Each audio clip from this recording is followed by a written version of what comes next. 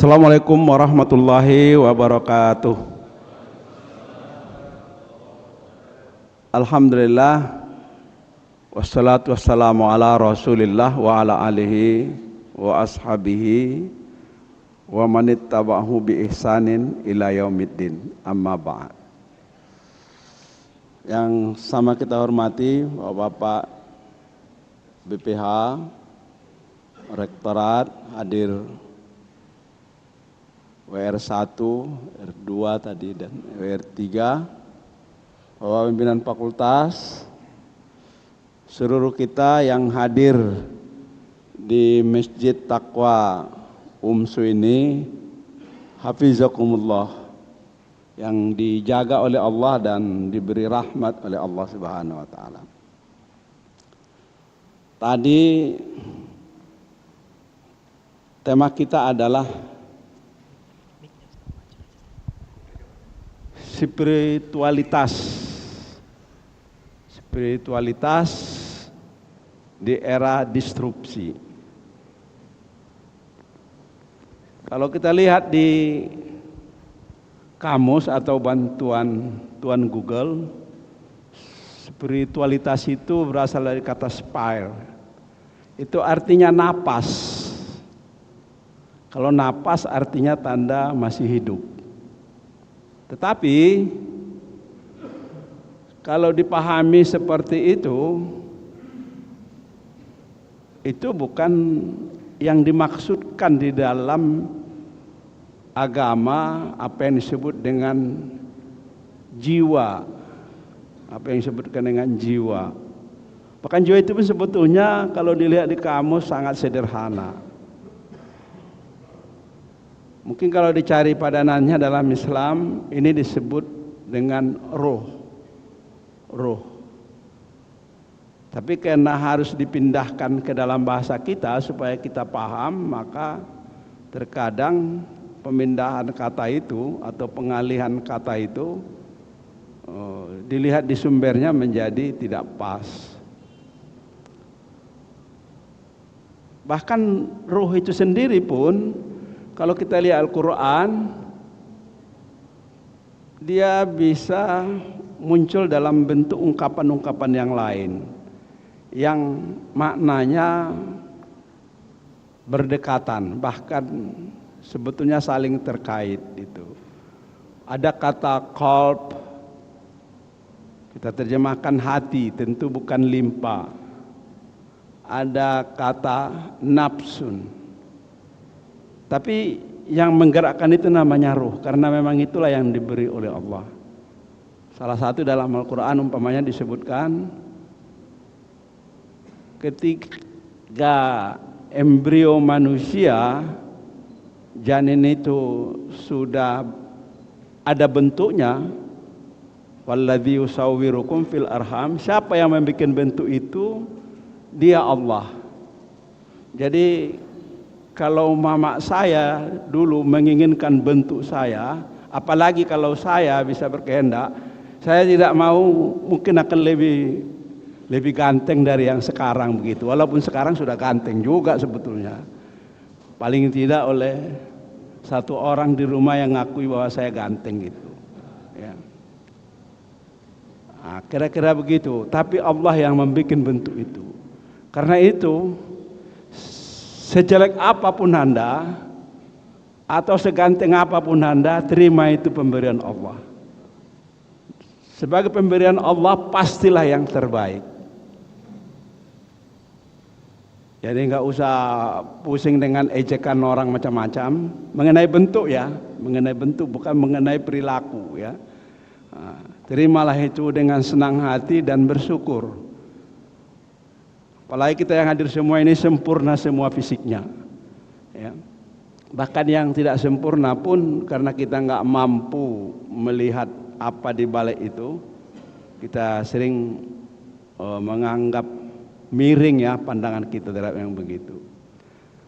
Jadi spiritualitas yang dimaksudkan di sini adalah ruh itu.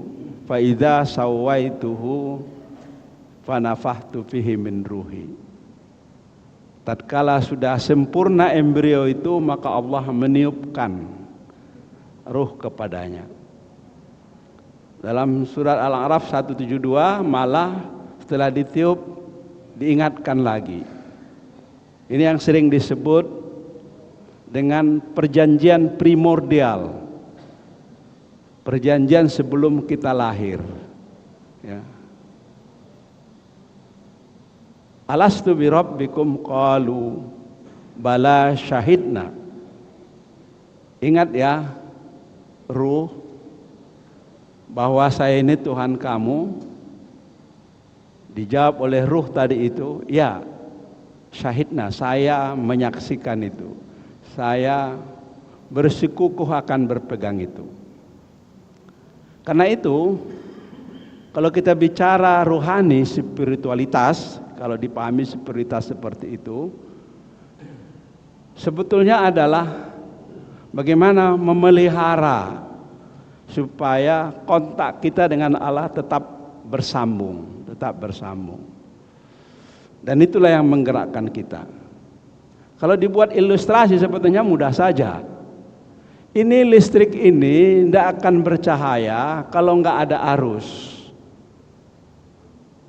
Malah arus itulah yang kemudian diolah oleh para ahli elektronik menjadi panas, menjadi dingin, menjadi menggerakkan seperti AC ini.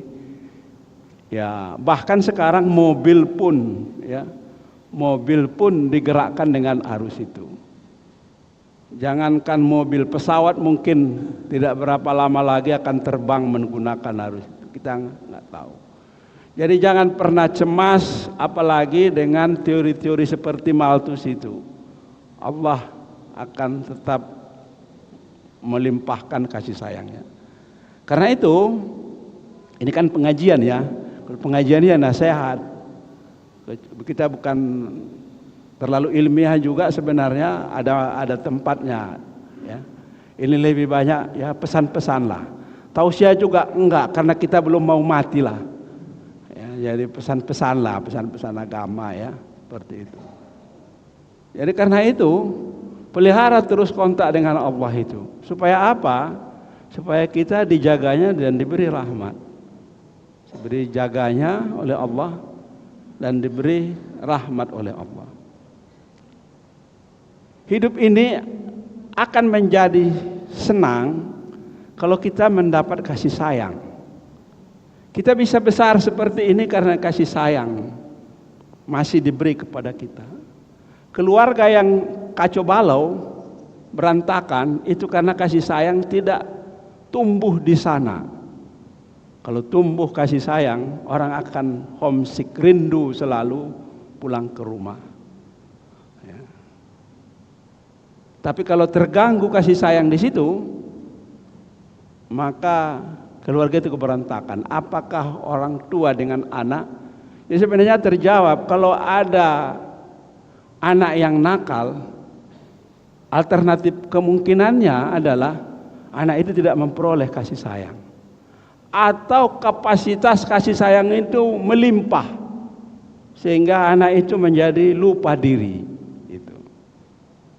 Itu sebabnya Allah memberi kita namanya fitrah. Dalam surah Ar-Rum itu, surat yang ke-30 ayat 30, fitrah itu sebetulnya ada satu potensi dalam diri kita untuk rindu kepada Tuhan. Anak-anak yang belum TK sekalipun, dia sudah bertanya tentang Tuhan, padahal pikirannya belum jalan. Orang-orang yang tua, yang sudah sangat sepuh, bukan sepuh, saya termasuk sepuh, tapi belum sangat sepuh lah, ya. Ya jangan serius sekali lah yang namanya mengaji, ya. Memang beragama itu basyir, beri kabar gembira, mesti ada gembira-gembiranya. Ya. Jadi itu kepingin untuk cepat meninggal. Orang psikolog memang iyalah karena dia tidak bisa menikmati hidupnya. Hartanya banyak, tapi dilarang dia makan banyak. Kan bertentangan secara logis itu. Hartanya banyak, tapi dia dilarang untuk makan banyak. Ya. Karena kalau banyak dia makan, kemampuan fisiknya untuk mengolah makanan itu sudah nggak sanggup. Menjadi malapetaka untuk dia itu, ya. Jadi kalau dilihat seperti itu, ya kalau begitu yang mana yang sesuai saja, ya seperti itu. Nah, itu yang perlu juga diperhatikan. Ayat surah Ar-Rum ayat 30 itu menyebut fa'akim wajhaka lid-dini hanifa.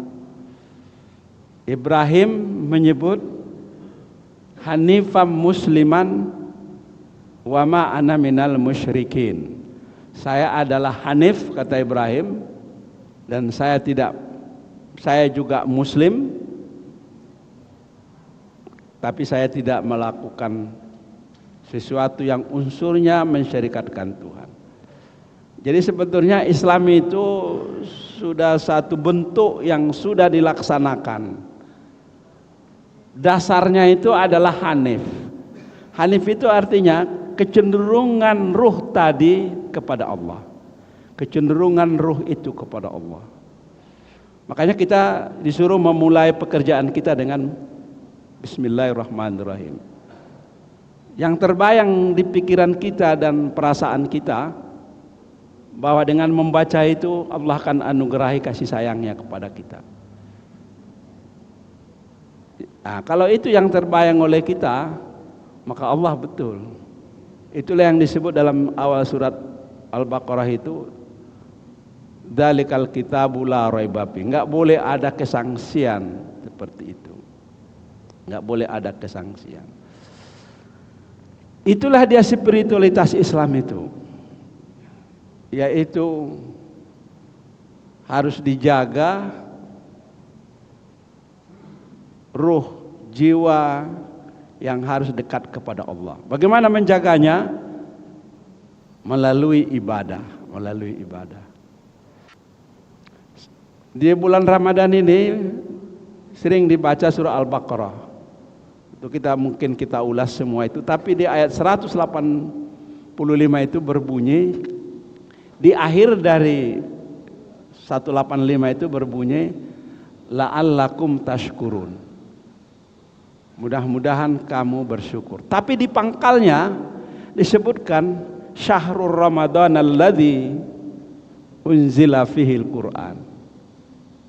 Bulan Ramadan ini diturunkan Al-Qur'an. Unzila itu artinya turun, tapi hanya satu kali. Kalau nunazil dalam ayat lain itu artinya turun berulang-ulang. Dari situ maka ada kesimpulan bahwa Quran itu turun berangsur-angsur.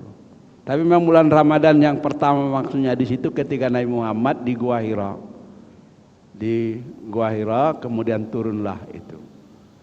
Yang paling menarik kok Al-Quran, tapi kata-kata penutup dari ayat itu bersyukur. Jadi maksudnya kalau kita buat urutan logisnya secara rasional, maka membaca Quran, memahami Quran itu satu bentuk kesyukuran. Allah menggaransi orang yang bersyukur kepadanya akan menambah lagi.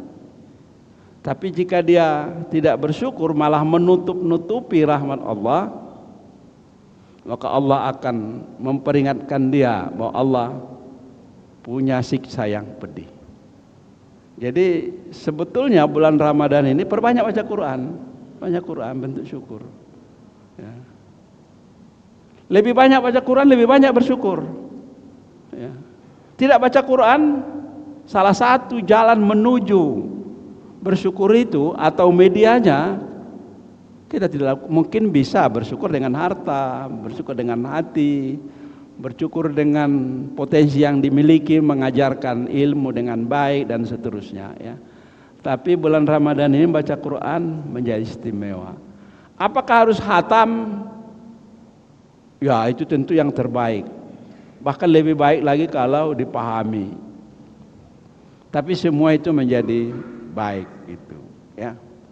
Nah, sekarang itulah spiritualitas, menjaga diri kita supaya dekat dengan Allah ya.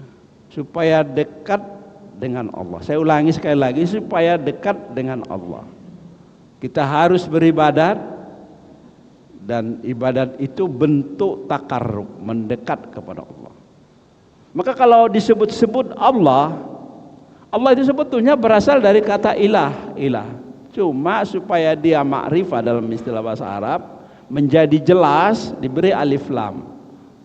Nah, sehingga lebih fasahahnya dibaca Allah. Apa artinya ilah itu? Disembah. Disembah itu bagaimana caranya? Ibadahnya. Tentu tidak semua diatur dalam Islam. Ada hal-hal yang secara langsung diatur caranya, kaifiatnya. Itu yang lazim kita dengar dengan istilah ibadah mahdhah. Tapi ada ibadah yang sifatnya tidak diatur, tergantung kapasitas orang. Ya. Kan nggak mungkin disuruh orang berjalan cepat sementara kakinya tidak kuat untuk berjalan cepat, ya, sesuai dengan kemampuannya. Nah, karena itulah yang dilakukan pada bulan Ramadan. Maka di Al-Quran 183 itu ini yang sering dipahami oleh sebahagian orang menjadi keliru. La'allakum tattaqun. Tattaqun itu kata kerja fi'il mudhari, sedang berlangsung, berproses. Jadi tidak otomatis orang yang berpuasa seperti kita ini menjadi muttaqin. Kalau orangnya namanya muttaqin, ya, tidak otomatis. Tapi memang harus bekerja supaya bisa sampai. Tapi apakah kita akan menjadi orang bertakwa? Ya wallahu alam. Ya. Sama itu. Kalau kamu kuliah serius, sudah kamu kumpul 146 SKS, kamu sarjana S1. Ya. Jadi dipenuhi itu. Apakah cukup? Jangan disederhanakan. Wah udah kalau mau bertakwa katanya derajat yang paling tinggi puasa aja udah bertakwa.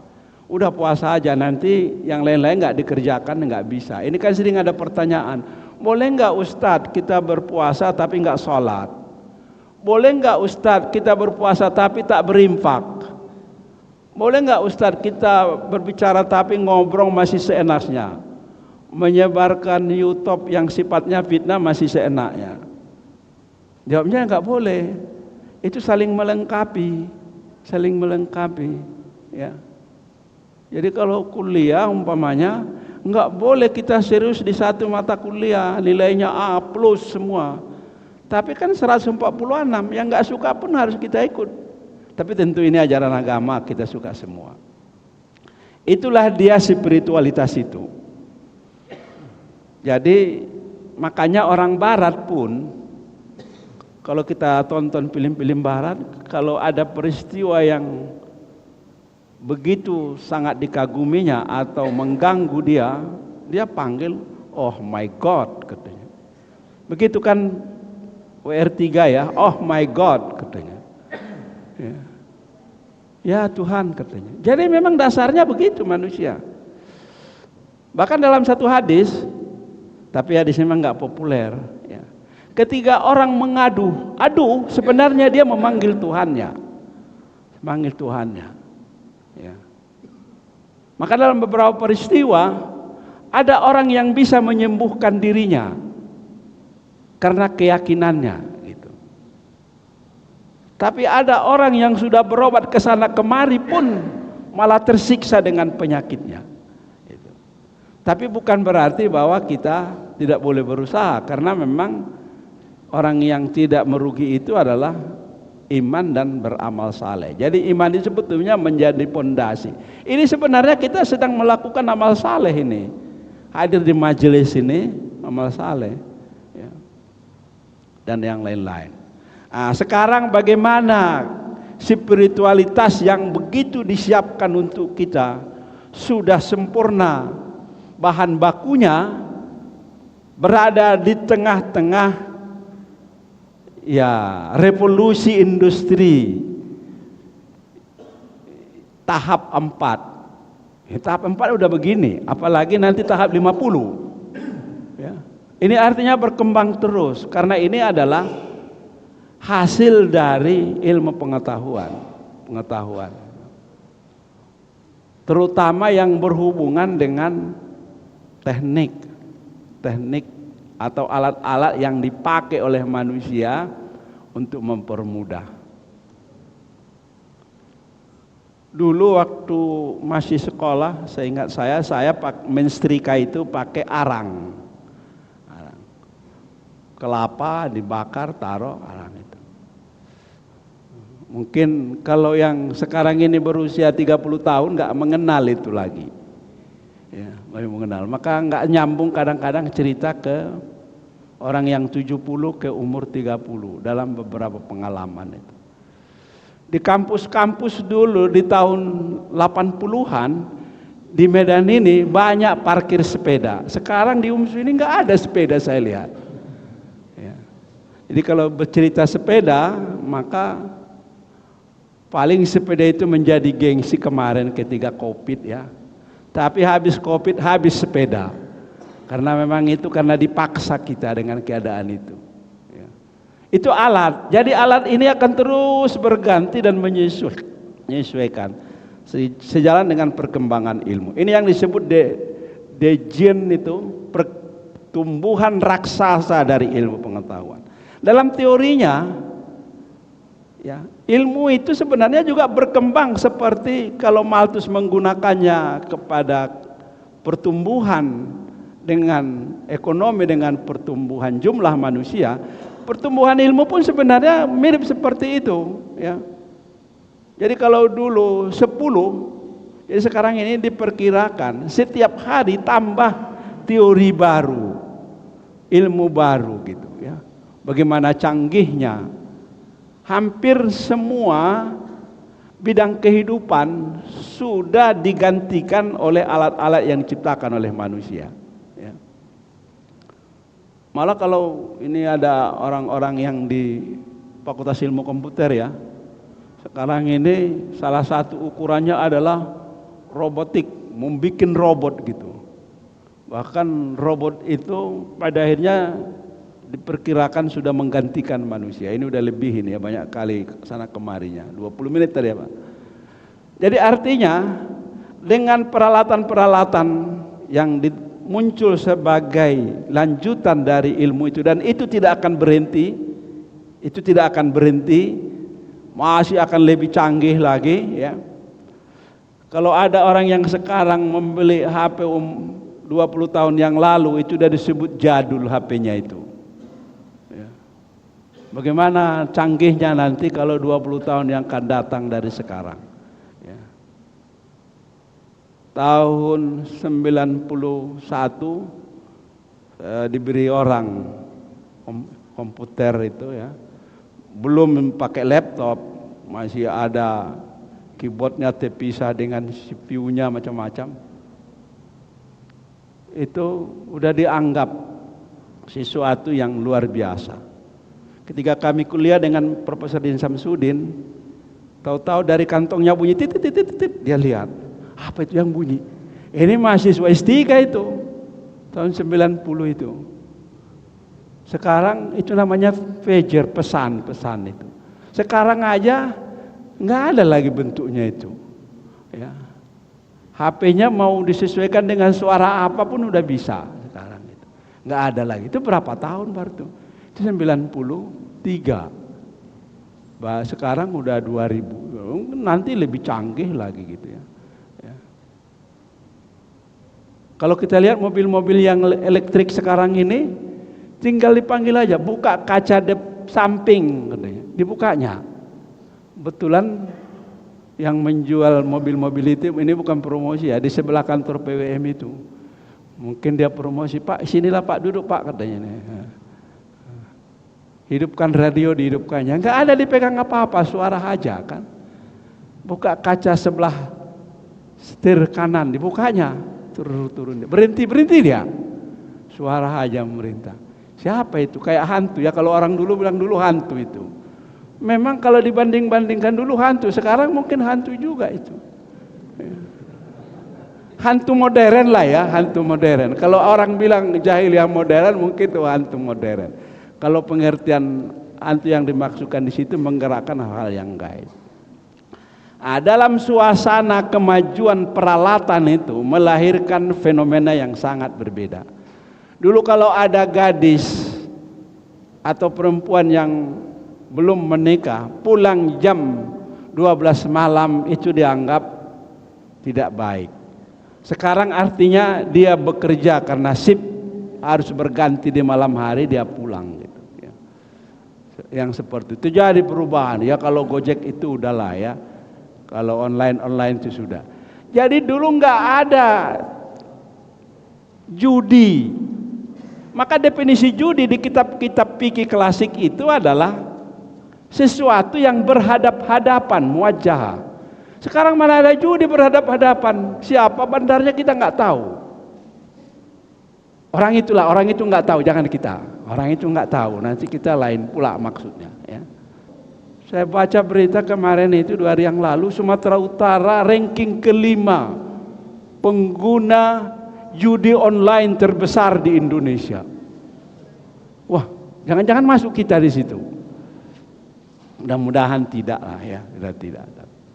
Tapi karena itu digeneralisasi, ini resikonya ilmu itu. Ketika sampelnya itu digeneralisasi berlaku untuk populasinya, maka kita ikut di situ. Padahal kita nggak tahu menang itu. Katanya Sumatera Utara, kita kan penduduk Sumatera Utara, resmi KTP kita begitu. Nah, itu juga nggak benar juga itu kalau begitu. Ya. Tapi memang begitulah sifat ilmu itu, sering mengeneralisasi sehingga kebijakan sering tidak pas kepada semua orang. Itu bisa seperti itu. Jadi artinya apa? Hubungan kekeluargaan. Di HP ini banyak grup-grup WA. Karena disuruh bergabung, nggak ikut kita kenal, ikut kita penuh HP ini, serba salah. Tapi yang paling menarik, kalau ada yang meninggal, dalam 1 jam di atas itu aja dipindahkan ke bawah. Orangnya entah di mana. Pergilah ke tempat orang yang meninggal itu.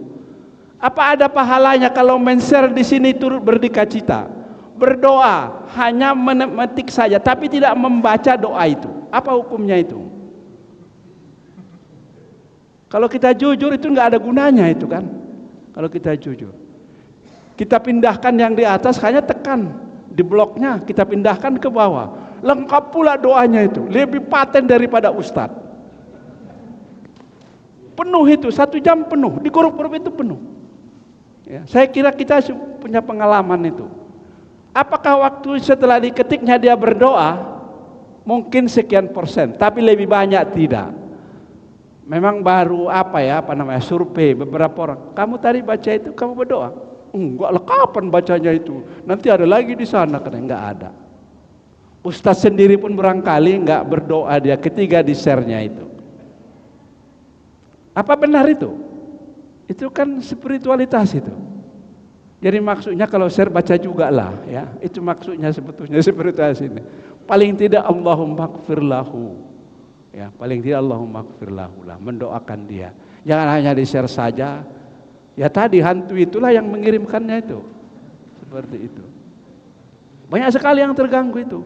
Hubungan kekeluargaan juga seperti itu. Berinfak. Ini tadi cerita ini berinfak. Dulu berinfak itu yang bagus diantarkan langsung.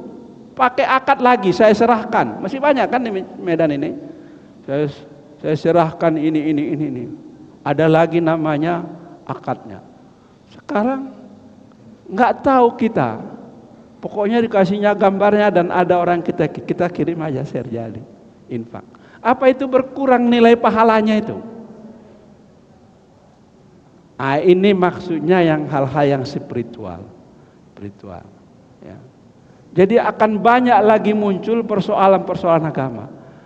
Sekitar setahun yang lalu ada orang yang mengkomersilkan doa. Karena dalam buku-buku lama selalu disebutkan doa itu ada yang mustajab waktunya, ada yang mustajab tempatnya. Di Mekah, terutama di sekitar Masjidil Haram itu banyak tempat yang disebut dengan mustajab. Ya kan Pak Mario kan? Pak Mario yang lebih paham lah itu ya seperti itu. Lantas siapa yang nggak sempat berdoa karena sibuk berbisnis, bantu saja transportnya ke sana, kami akan membantu doa. Dan nanti akan kami selfie. Ketika saya sudah mulai ada HP ini yang ada videonya, karena ibu di rumah belum bisa ikut ya karena jalur undangan. Pas di depan Ka'bah itu saya video call dia. Berdoalah, kamu sedang di Ka'bah sekarang.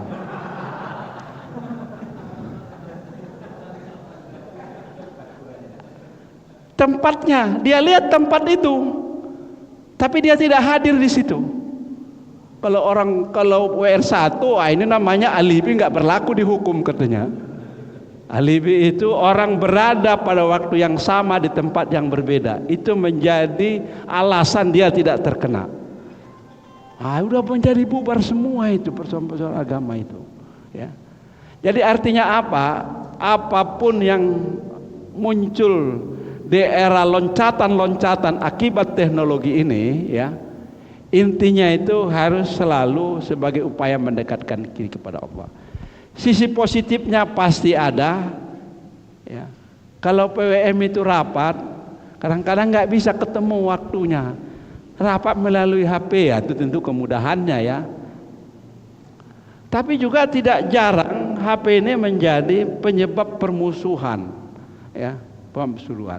Hanya karena salah tidak menulis kata tidak, mungkin lupa ya, karena cepatnya sudah langsung di-share. Dan itu menjadi persoalan besar itu. Karena itu apa yang perlu disampaikan sebenarnya belum menyebut ayat ini ya. Bagaimana menetralisir jiwa kita? Jangan banyak bertamanni. Tamanni itu maksudnya menghayal. Karena hidup di era yang serba menggunakan teknologi ini ya, akan banyak hayal kita dibuatnya. Jadi kalau spiritualitas ini tidak dibangun, yang namanya judi online itu akan terus menambah. Ahli-ahli itu yang di Kementerian Infokom itu tidak bisa melacak dan mematikan situs-situs itu semua. Karena orang yang bikin itu pun lama-lama tambah pintar. Sama itu jarak kita dengan Jepang. Kita memang tambah maju betul, tapi Jepang tambah maju. Tapi ilmu percepatan orang yang lebih maju itu lebih cepat dibanding orang yang ilmunya sedikit. Jadi nggak akan terkejar kita ya, kecuali mereka ya, kalian jangan terlalu maju dulu ya Jepang, tunggu kami datang. Itu. Tapi mana ada kompromi dalam hal itu kan? Jadi judi itu tidak akan bisa dicegah itu dengan teknologi ini, bahkan punya kecenderungan menyebar. Kenapa? Karena orang bertamanni. Dalam surah Al-Mudaththir ayat 6 disebutkan wala tamnun tastaksir. Jangan kamu bertamanni berharap lebih besar, melebihi dari kapasitas yang kamu peroleh. Jadi artinya apa? Realistislah. Perlunya sekian seperti itulah. Jangan kemudian nanti seperti banyak cerita itu, ya, mau kepingin padahal dia masih di situ. Ya, itu yang perlu. Yang kedua, ilmu apapun tidak memberikan kepastian. Ilmu eksak sekalipun dulu namanya ilmu eksak ya. Eksak itu pasti, ilmu pasti. Di matematika itu atau dulu namanya berhitung ada namanya bilangan tak terhingga. Bilangan terhingga berapa itu? Enggak tahu, pokoknya tak terhingga. Kamu wasiatkan terus menerus supaya dihitung itu, tapi enggak selesai gitu. Penarikan kesimpulan yang katanya menjadi satu pedoman dalam ilmu pun itu tidak ada yang bisa berlangsung secara 100%. Apalagi ilmu sosial seperti ilmunya Pak Rudianto ini, biasnya terlalu jauh. Tapi memang orang merekayasa seperti itu. Kita sering dipengaruhi oleh rekayasa itu. Artinya sebagai kesimpulan mengingat waktu ya, jangan pernah berpikiran bahwa rohani kita akan berjalan lempang, tapi semakin banyak kesulitan-kesulitan, gangguan-gangguan itu. Karena memang setan itu nggak pernah berhenti. Itu kan guyonan saja, itu lucu-lucu saja. Katanya setan sudah mengajukan surat permohonan berhenti kepada Tuhan. Ya, ngapain lagi merayu manusia? Manusia sudah lebih parah dari kami gitu. Itu namanya kalau dalam istilah ilmu mantik itu tahsilul hasil itu. Udah ada hasilnya, ngapain lagi dibuat, kira-kira gitu ya. Tapi itu guyonan saja. Belum berhenti dia. Belum berhenti dia, ya, belum berhenti. Nafsu kita juga masih terus. Pengaruh lingkungan kita sangat besar. Kalau teori orang sosial, ada individu, ada kelompok, masyarakat, ya. Mana yang lebih besar, individu mempengaruhi masyarakatnya atau mempengaruhi individunya? Kalau masyarakat sederhana memang kita dikendalikan beberapa orang, tapi sekarang tidak. Banyak hal yang mengitari kita, mempengaruhi kita. Nah, karena itu biarlah itu tidak bisa kita lawan itu, tapi terus tingkatkan seimbang dengan kemajuan itu, dengan membentuk keyakinan kita. Sederhana saja sebetulnya, kembali kepada Allah. Maka banyak hal yang tidak bisa kita selesaikan, mendekatlah kepada Allah. Atau bisa kita selesaikan, tapi teruslah minta tolong supaya perjalanan menyelesaikan persoalan itu lebih besar hasilnya kepada kita. Dan jangan dipahami dalam arti yang sempit hidayah Allah itu. Quran itu kan tadi menyebut wa nunazzilu minal Qur'an wa syahrul Ramadan alladzi unzila fil Qur'an hudal linnas dan seterusnya itu. Mungkin ini ya yang bisa disampaikan.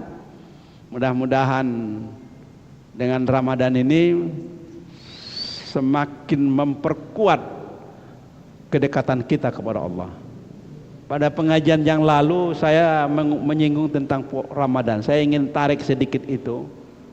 Jadi kata Muhammad Iqbal seorang filosof besar dari waktu itu masih India, karena dia udah meninggal sebelum lahir Pakistan. Ya, seraplah sifat-sifat Tuhan itu di dalam dirimu dan tampillah kau sebagai khalifah. Kita kan wakil Tuhan ini. Cuma khalifah itu sekarang hanya ada di persulukan saja. Sebetulnya di sini juga kita semua khalifah ini, banyak khalifah di sini. Ya. Tapi maknanya di situ mungkin berbeda ya. Serap supaya kita tampil bisa melakukan banyak hal, termasuk perubahan-perubahan dan mendekat kepada Allah Subhanahu wa taala. Kita sekarang tidak makan, tidak minum, ini kan menyerap sifat Tuhan. Allah itu la yud'am wa la yud'amu. Allah itu tidak makan tapi dia memberi makan. Sekarang kita nggak makan. Maka terutama bukan seluruhnya, perempuan-perempuan jangan karena mau diet langsing berpuasa, tapi karena Allah mau mewujudkan sifat Allah itu dalam diri. Allah itu tidak beranak dan tidak memperanakkan. Bagaimana dia bisa punya anak, dia tidak punya istri? Begitu dalam Al-Quran. Orang yang bersuami juga sebenarnya sedang menyerap itu. Jadi sebenarnya dengan puasa ini orang akan menjadi kuat. Betul fisiknya lemah, tapi mentalnya menjadi kuat. Apa bukti sejarahnya? Kalau kita bicara agama sekarang nggak bisa kalau nggak ada bukti. Peperangan yang dialami Rasul selalu diserang di bulan Ramadan dengan anggapan bahwa mereka sedang puasa, lemah fisiknya. Ternyata menang. Mungkin dengan strategi, mungkin juga dengan semangat yang kuat. Jadi hadapilah hidup ini dengan semangat yang kuat, motivasi yang tinggi, ya. Tapi motivasi itu selalu dekat kepada Allah. Kita akan percaya dan menikmati hidup ini. Itu saja. Terima kasih atas perhatian kita semua, terutama kepada kita yang hadir dan para pirsawan TV-mu ya, dimanapun Anda berada. Mudah-mudahan Allah terus memberi rahmatnya kepada kita dan kita menikmati hidup kita ini dan semakin dekat kepada Allah, dan kegembiraanlah yang kita peroleh seperti yang kita doakan. Rabbana atina fid dunya hasanah wa fil akhirati hasanah wa qina azabannar. Nasrun minallah wa fathun qarib. wa basyiril mu'minin. Wassalamualaikum warahmatullahi wabarakatuh.